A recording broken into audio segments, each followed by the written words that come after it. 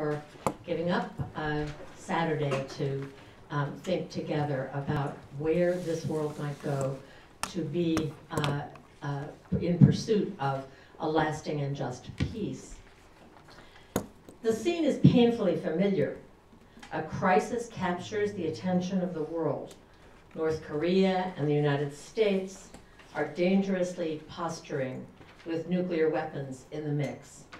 Rohingya Muslims are fleeing brutality in Myanmar. Thousands of Yazidis are caught in the Sinjar Mountains where they fled from rapidly advancing ISIS forces. Hundreds of thousands of Syrians are under siege in al-Raqqa and in dozens of other cities. People, especially women, are in danger from unrelenting violence in South Sudan, in the DR Congo, and in so many other places. There is no question that the world has to respond to situations like these. Yet when we consider the options, what we find every time, don't we, is that the military toolbox is full to the brim with options, but including well-trained personnel and every imaginable kind of weapon, and that the, if you will, active nonviolence toolbox is, or seems to be, virtually empty. That's not surprising. When in the US alone, for example, we have been spending on the order of $600 billion, now $700 billion every year preparing for war, and almost nothing preparing for peace. In other words, we are very well prepared to win the war, but woefully unprepared to win the peace. It isn't that we're not yearning for peace.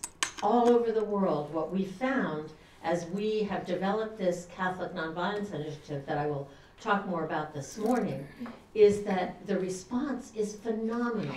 We are all hungry for solutions, but as we were saying before this, earlier this morning, what we need are practical ways to respond that are other than violent, and those exist or can be developed. We've seen violence repeatedly horrify our own communities in the United States as well, in Parkland and Ferguson, Las Vegas, Charlottesville, Baltimore, Chicago, Orlando, Washington, D.C., and on and on. And we are growing in our awareness again that nuclear weapons still pose an existential threat to life on this planet. The human community simply cannot sustain the levels of war and violence that have such unconscionable consequences. We have to find a better way to live together on this planet, and there are alternatives.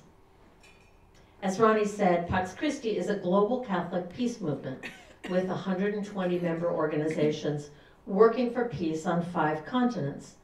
We share a deep commitment to active nonviolence. For Pax Christi members around the world, nonviolence is a spirituality, a way of life, a deep commitment to live the values we believe shaped the early Christian community in the first centuries after Jesus. That was a context of occupation in Palestine, and violence then was also a way of life. For us, for Pax Christi, the so-called hard sayings in Jesus' Sermon on the Mount are central. But the challenge is how to interpret that message in the context of a 21st century world immersed in extremely complex situations of violence. What does love your enemy mean now? Yes, at a personal level, but perhaps even more importantly, what does this worldview offer in the public, political arena? In the public arena, nonviolence is often misrepresented, misunderstood, too narrowly defined, or wrongly dismissed as either passive or naive. Very strong evidence, however, suggests that there is a different conclusion, that active nonviolence is both powerful and effective. It is also much much more than crossing a line or chaining oneself to the fence. In fact, one of the great gifts of our age is the growing recognition of active nonviolence as a positive and powerful source for social change, a process for ending violence without lethal force, for transforming conflict, and for protecting vulnerable communities. In recent years, groundbreaking evidence, empirical research, has demonstrated the effectiveness of active nonviolence and the importance of increased investment in understanding, developing, teaching, and scaling up nonviolent approaches to solving major U.S. domestic and international crises.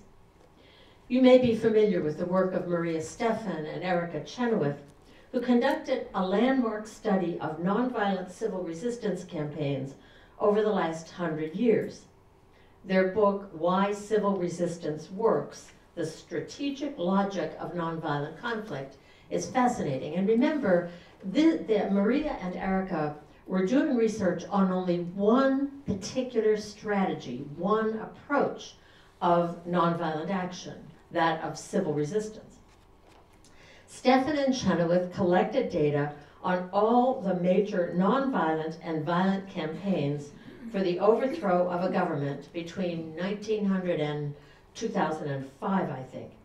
The data covered the entire world and consisted of every known case where there were at least 1,000 observed participants.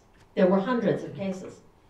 They found that within this period of time, nonviolent campaigns worldwide were twice as likely to succeed outright as violent uprisings.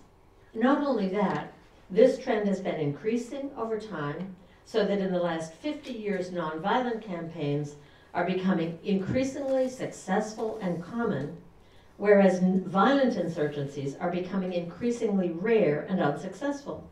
This is true even in those extremely brutal, authoritarian conditions where you would expect nonviolent resistance to fail. I would encourage you to pay attention in these days to what is happening in Sudan. Not so much in South Sudan, but in Sudan itself. There is a growing resistance of the civil society to the present government.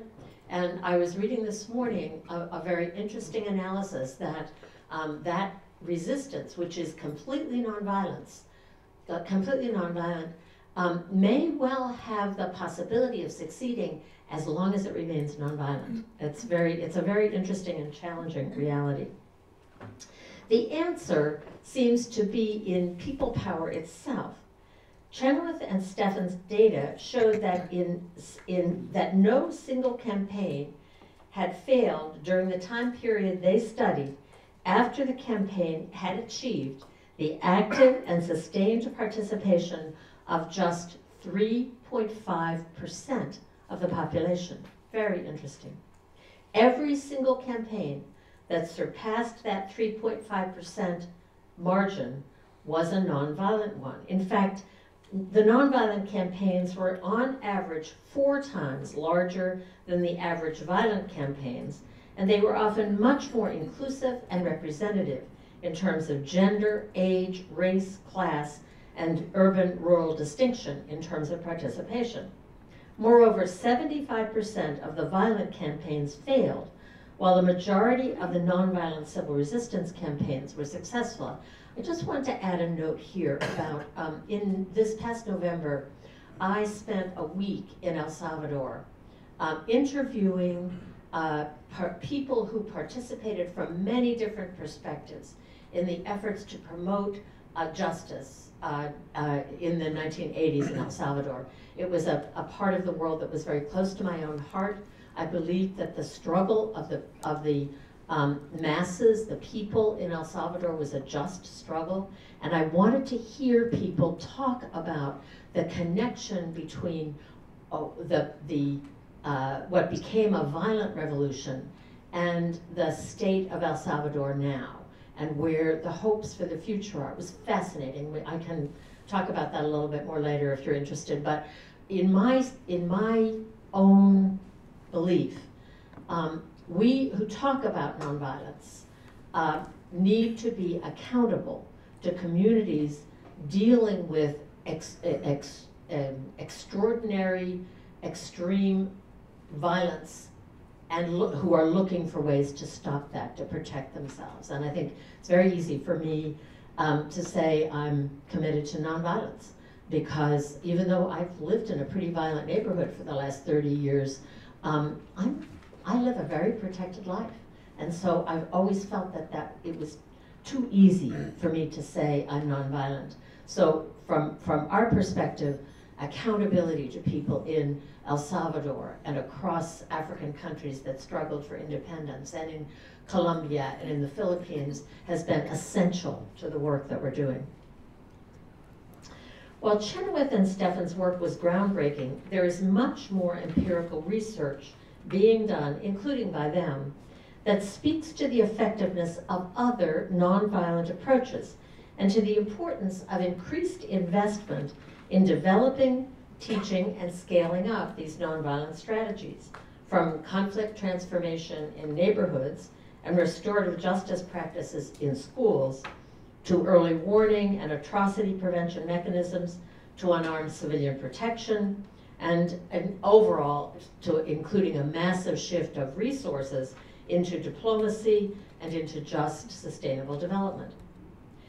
The Catholic Peacebuilding Network, which includes Catholic universities with strong peace studies programs, Notre Dame, Boston College, Catholic University, San Diego, St. Thomas, etc., the Bishops' Conference, Catholic Relief Services, Pax Christi International, San Egidio, and other organizations, has facilitated research, particularly in Burundi, Colombia, and the Philippines, on Catholic peacebuilding. What peacebuilding programs work, and what contribution can the Catholic Church, out of our tradition, out of our spirituality, make to that process? Their edited book on Catholic peacebuilding, which I showed here, is a very important, very interesting resource if you're interested. The United Nations is also closely examining what actually makes for peace. If we can understand better what makes for peace, and we're willing to invest our intellectual capacity and financial resources in that direction, perhaps we could build a more peaceful world.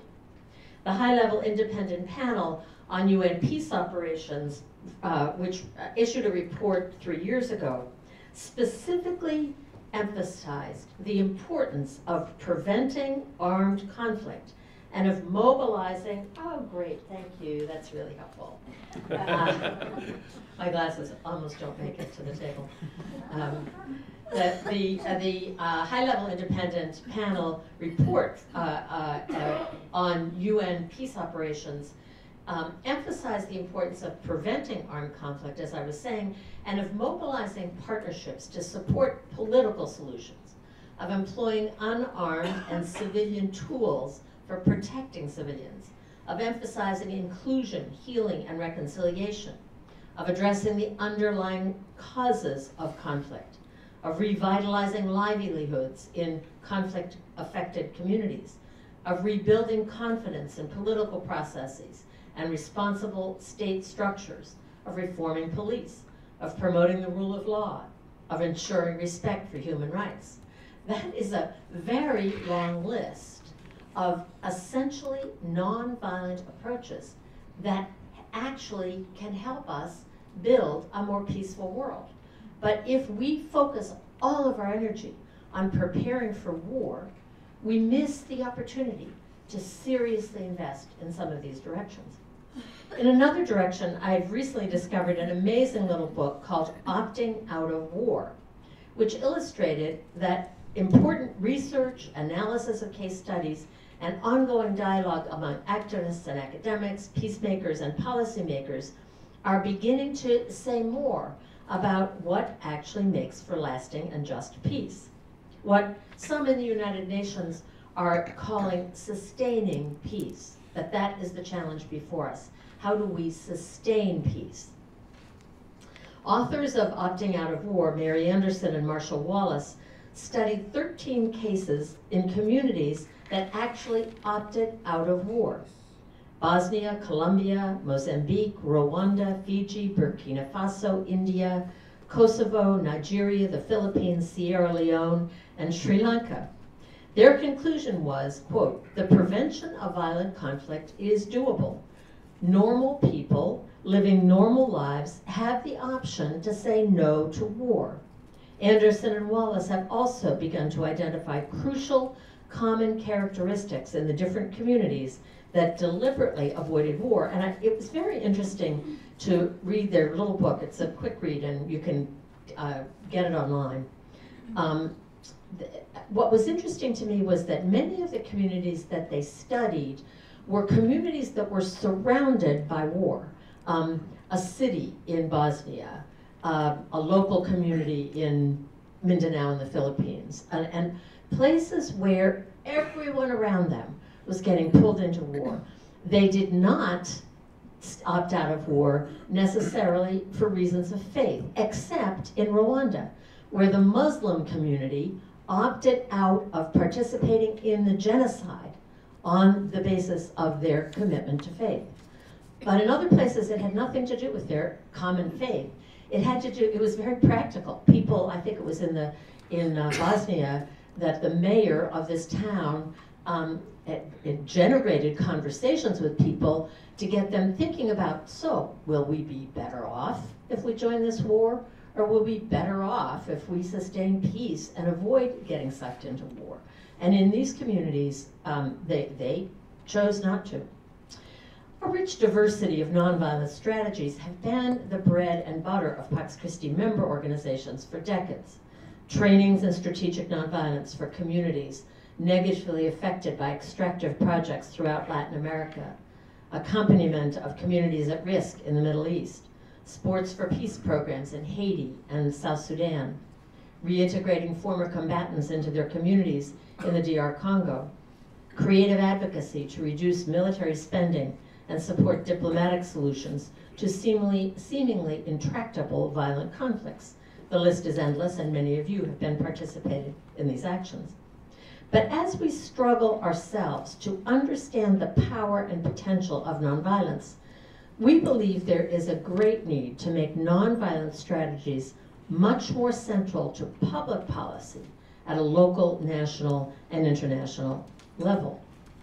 Given what we know about the consequences of war and extreme violence, physical, economic, psychological, ecological, environmental, and what we have witnessed over and over as wars fail to accomplish whatever was their stated purpose, and as war begets violence, begets war, it seems evident that if we are ever going to achieve the kind of real security for which we all long, we collectively need to fill the public policy toolbox with effective conflict prevention, peace building, and other nonviolent tools.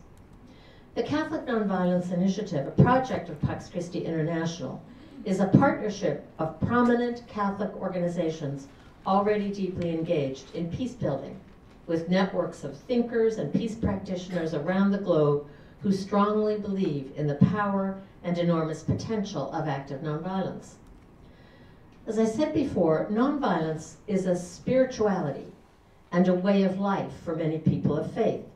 It is also a powerful force for social and ecological transformation toward the new creation.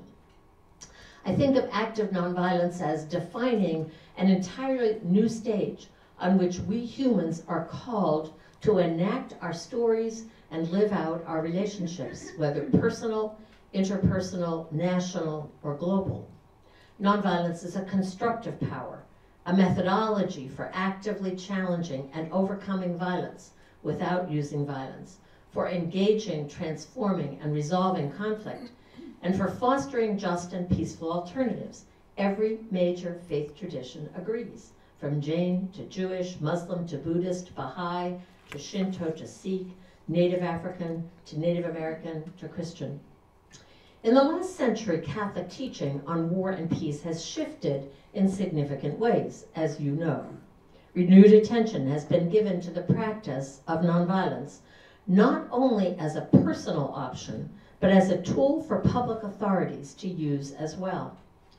25 years ago, the Catholic bishops of the United States said, and this is a quote from 25 years ago, "Nonviolence consists of a commitment to resist manifest injustice and public evil with means other than force. These include dialogue, negotiations, protests, strikes, boycotts, civil disobedience, and civilian resistance. National leaders," the U.S. bishop said, "bear a moral obligation to see that nonviolent alternatives are seriously considered when dealing with conflicts. New styles of preventive diplomacy and conflict resolution ought to be explored, tried, improved, and supported. Nonviolent strategies need greater attention in international affairs." That's from The Harvest of Justice, 1993. As you may know, and Ronnie mentioned it, 3 years ago, in April 2016, 85 people from around the world gathered in Rome for what has been called a landmark conference on nonviolence and just peace. Invited by the Pontifical Council for Justice and Peace, and now the Dicastery for Promoting Integral Human Development, and Pax Christi International, participants came together to imagine a new framework for Catholic teaching on war and peace that could help the world move beyond perpetual violence and war. Central to that conversation were the voices of people promoting active nonviolence in the midst of horrific violence.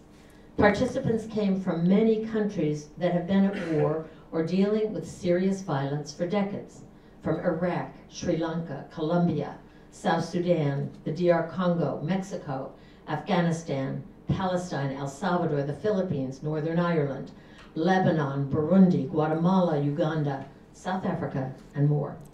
Their testimony about the power of nonviolence and the urgent need to end war was extremely powerful and very convincing. Iraqi Dominican sister Nazik Mati, whose community was expelled from Mosul by ISIS, said, "Which of the wars we've been in is a just war? In my country, there is no just war. War is the mother of ignorance, isolation, and poverty. Please tell the world there is no such thing as a just war. I say this," Sister Nazik said, "as a daughter of war. We can't respond to violence with more violence. In order to kill 5 violent men, we have to create 10 violent men to kill them. This encourages the spiral of violence up and up, and the people are so exhausted because they don't know what's happening. It's like a dragon with 7 heads," she said. "You cut one and 2 others come up. So we try to create an environment of nonviolence." I just want to note that when we asked Sister Nazik to come to this conference 3 years ago, we genuinely had no idea what she would say. Her convent was completely destroyed by ISIS. Her entire community was displaced to Erbil. We didn't know. She very well could have said, violence is terrible, but there's nothing else we can do to stop it. Someone asked her specifically, "But Sister Nazik, can you talk with ISIS?" And she said, "Of course you can talk with ISIS. They're my cousin and my next door neighbor and someone across town. We have to find ways to talk to each other to resolve problems." Ogari Yunan, who co-founded the Academic University for Nonviolence and Human Rights in Lebanon, a member organization of Pax Christi International, shared her positive experience of equipping youth, educators, and community leaders throughout the Middle East with nonviolent skills to end vicious cycles of violence and discrimination. Jesuit Francisco Duru, who is now the head of Colombia's Truth Commission, talked about the use of the just war paradigm by all of the different sides in Colombia's war, the guerrillas, the paramilitaries, the official army, to rationalize what became 50 years of killing, kidnapping, and enormous destruction. Over and over again, as Francisco and his team moved around the country, they heard from campesinos, from native people, from Afro-Colombians, people whose youngsters were in the guerrilla forces, in the paramilitaries, part of the military. "Stop the war. We have got to find another solution." Gathered in Rome, we heard similar stories from many of the conference participants, courageous people in local communities living with really unimaginable danger. People like Archbishop Odama from northern Uganda, whose diocese was terrorized by the Lord's Resistance Army, who said, stop the militarization, stop the bombing, stop the proliferation of weapons, rely on nonviolent strategies, as Archbishop Odama and the Acholi religious leaders did, to transform conflict, to move to a new space that begins a process toward peace. We're not suggesting that these are the only voices from war zones, or that every person living in a war zone believes in the power and possibility of active nonviolence. But these people have tried nonviolence, and they found it to be effective.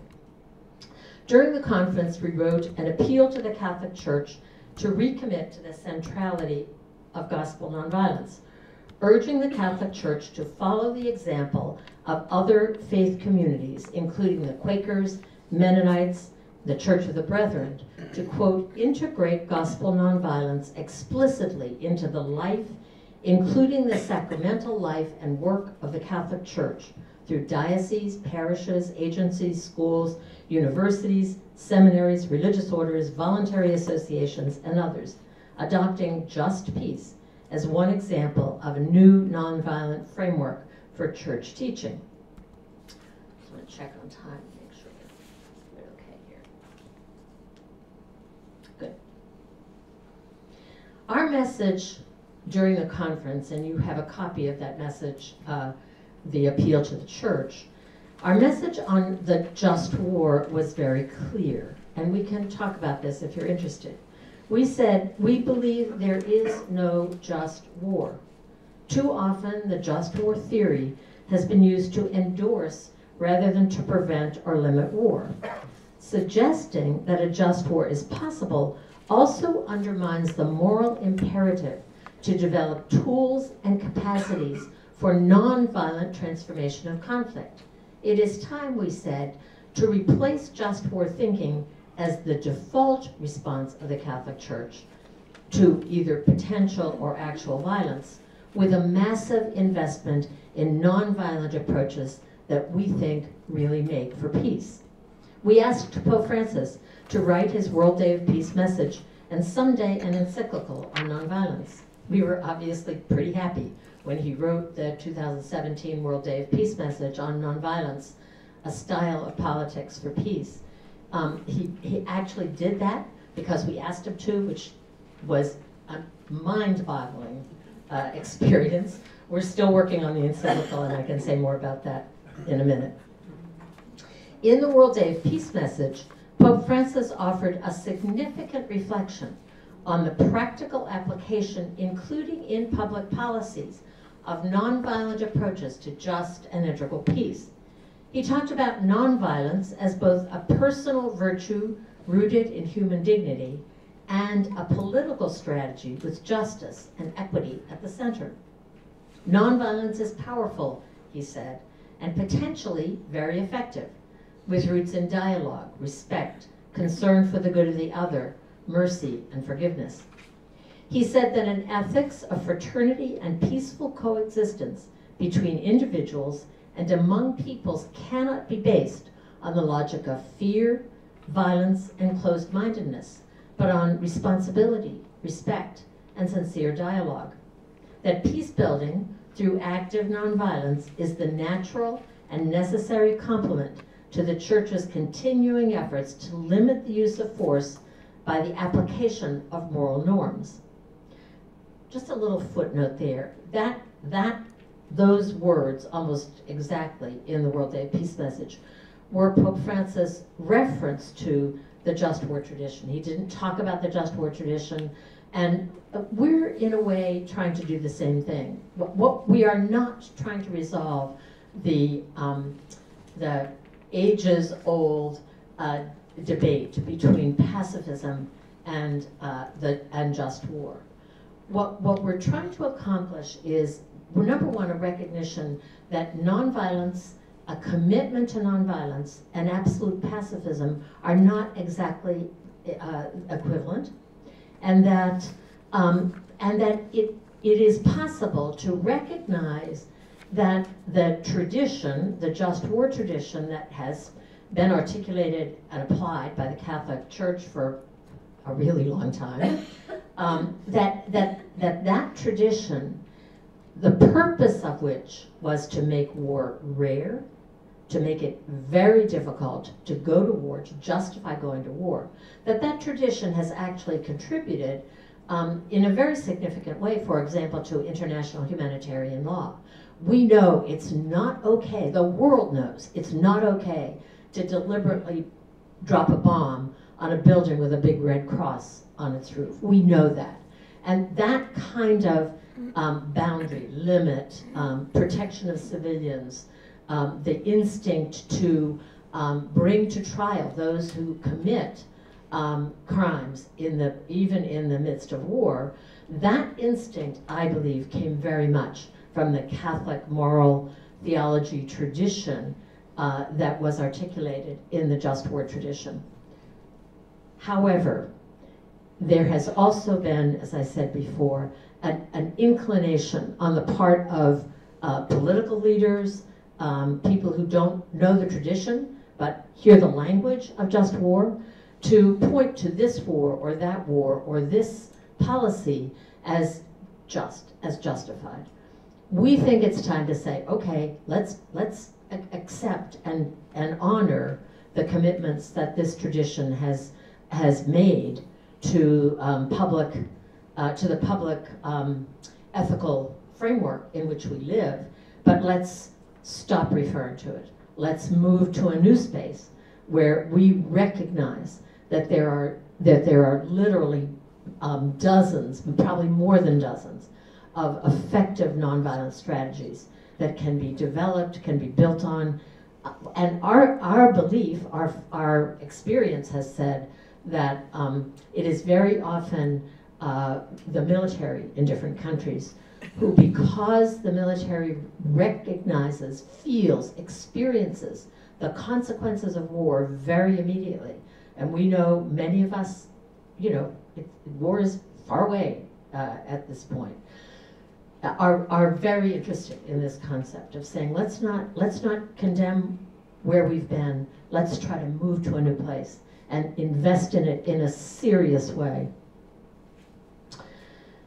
Pope Francis offered in the World Day of Peace message a very specific challenge, a very interesting challenge for political leaders, the heads of international institutions and business and media executives, to apply the Beatitudes in the exercise of their respective responsibilities, to show mercy by refusing to discard people, harm the environment, or seek to win at any cost, to choose solidarity as a way of making history and building friendship in society. Active nonviolence, Pope Francis said, is a way of showing that unity is truly more powerful and more fruitful than conflict. Everything in the world, he believes, is interconnected. He talks repeatedly about integral ecology, integral human development, integral peace. Nonviolence as a style of politics for peace, that was Pope Francis' language, and I have to say when I first heard it, I thought, really? But it's pretty powerful the way he played it out. Nonviolence sides with those who are most impacted by the monumental violence and injustice of our times. Think of people trying to eke out a living in Afghanistan, of Syrians seeking refuge in Lebanon and Jordan, already overwhelmed with refugees, of Africans crossing the Mediterranean in flimsy boats to get to Europe, of Salvadorans, Guatemalans, and Hondurans trying to cross the border, and the struggle that we've had at the borders of our own country. Nonviolence as a style of politics for peace mobilizes our communities, our nations, and our world to promote those things that I talked about before, that we are beginning to identify, that we know make for peace. Economic justice, human dignity, a flourishing planet, mutual respect, and a world free from every form of violence, whether physical, structural, or cultural. The Catholic Nonviolence Initiative that grew out of the Rome Conference on Nonviolence and Just Peace as a project of Pax Christi International believes that communities of faith and universities can play a major positive role in making this happen. The Catholic Church, with its diplomatic presence in almost every country in the world and at all of the major multilateral organizations, has an incredibly well-developed network of universities, of seminaries, of religious communities, of local parishes, of publications and media outlets, a membership of 1.2 billion people, some more active than others, but identifiable as Catholic, and rich spiritual and theological resources that we believe could make a tremendous contribution to the development and the acceptance of nonviolent approaches to a more peaceful world.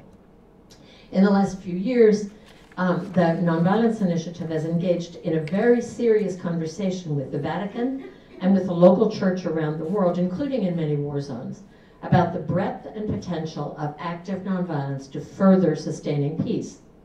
What has been a pretty ambitious and carefully organized international process of discussion and discernment on different themes related to nonviolence and just peace has involved 150 theologians, peace practitioners, activists, academics, local organizers from all over the world. We've had 5 roundtables and 5 research projects ongoing for the last year and a half.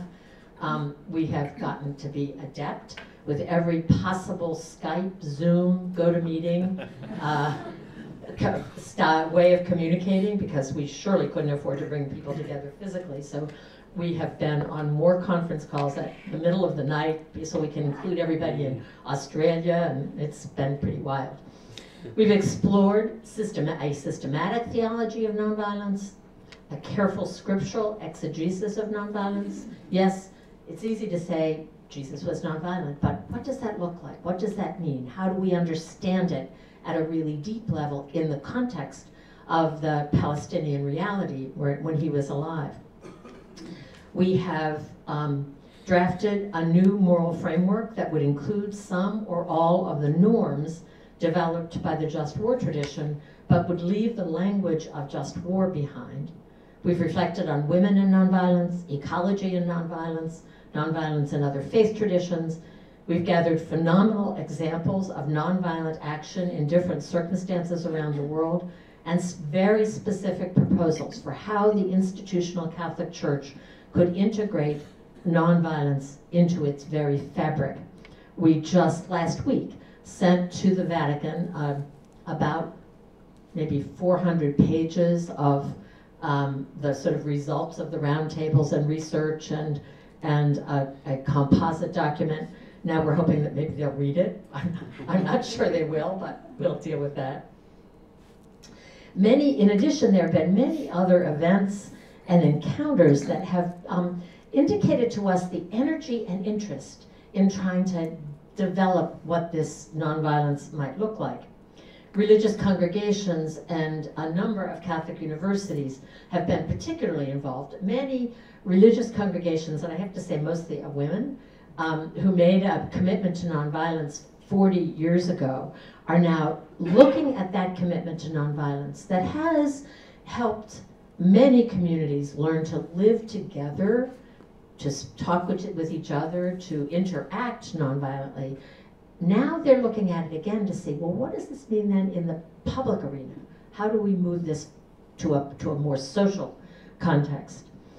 Universities have been particularly involved. Marquette, John Carroll, DePaul, San Diego University, Louvain in Belgium, Leeds in the Netherlands, universities in Nairobi, in Greater Manila, have been hosting what was most of interest to them. So a local workshop, a dialogue, a seminar, a talk that picked up the piece that they felt they could implement or that they might be able to contribute to. So for example, at San Diego University, the university, based obviously in a community that is hosts most of the military services in our country, hosted a dialogue between some of us deeply involved in the Catholic Nonviolence Initiative and military, particularly the ethicists from West Point, Annapolis, the Air Force Academy, the Army War College, and some other officers. It was fascinating, really, really interesting. We're also working to identify and support more and clearer public policy proposals. What do we mean when we say we want the UN, or we want the US government, or we want the European Union to promote nonviolent alternatives? What are we talking about? We are working, and we're absolutely not alone. There are many people working on this to try to be very clear about what kinds of policies would promote nonviolent alternatives, even in very violent conflicts. We believe that we have an obligation to protect, that we have an obligation to prevent violence. But how do we do that? How do we think about that is the question. We, I think in talking about this, have agreed that a new US foreign policy based on nonviolence would, and just peace, would call for an investment in a wide range of nonviolent options. We look at our budget, and we know that to move some of those resources in another direction, to make sure the State Department is robust and has the deepest, best skills for diplomacy and so on. It's really important. We also know that we need to invest in trauma-informed healing, in restorative justice, even in atrocity prevention, in civilian-based defense, and protection, to training in conflict transformation, and on, and there are very specific policies. We're also listening very carefully to people from different contexts, believing that nonviolence in the context of occupied Palestine, nonviolence in the context of poverty or street violence in Haiti, nonviolence from the perspective of liberation theologians in Latin America, nonviolence intersecting with structural racism in the United States, nonviolence in post-colonial Africa, nonviolence in Asia and the Pacific, where the nuclear threat is all too real, will look very different. In addition to the time that I spent in El Salvador in November, where I interviewed over 20 people, we also hosted a gathering in Nairobi last year, where we also brought together people who've been thinking deeply about how to build just peace in Africa and what is the relationship to nonviolent strategies there. Fascinating.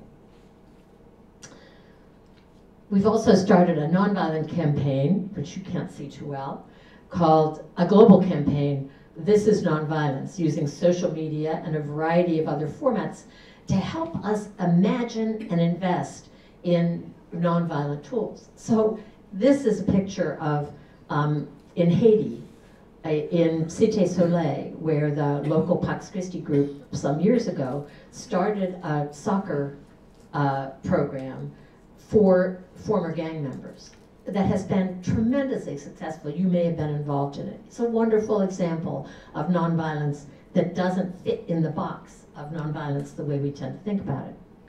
In many ways, Pope Francis is already beginning to do what we asked the Catholic Church to do in our appeal to the Catholic Church.